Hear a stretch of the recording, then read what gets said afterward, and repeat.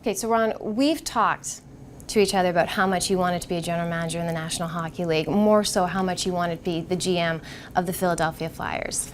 You have your dream job. How are you enjoying it so far? It's been great. I really enjoy running a team. I think there's ups and downs, and every win or loss is either great or terrible. You got to be really careful because emotionally you can get drained from putting too much into a loss. I don't know anyone who hates to lose more than you. So how has it been watching your team this season? Well, it's been difficult. I think our expectations are that, we're a playoff team. I still believe we're a playoff team.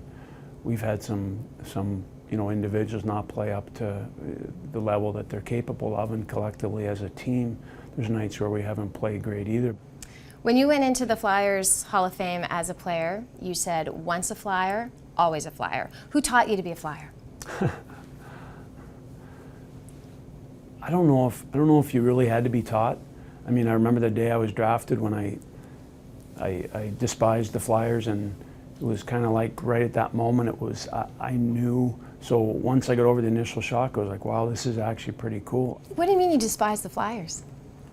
Well, playing against my dad's teams there, beating everybody up and winning Stanley Cups and all that kind of stuff. So, right. but there's the other part where you say, I really admired the Flyers, but I hated them. It's kind of like people are now. You either love the Flyers or you hate them. Right? I was talking to my Uncle Brian, your dad, and we were talking about, when you were growing up, he was playing in the NHL, and he said that you'd always be at the rink with him, and on game days, he would be done skating, and he would come out and the opposing team would be on the ice, and he always knew where to find you. Where would he find you?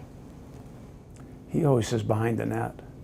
But actually, I remember the one time St. Louis was in town, and we were skating with one of their extra players. My brother and I were after practice. Come on out. We went out and skated with, called himself John Doe. I'm not sure I know who he is to this day. What drew you to the goaltenders, though?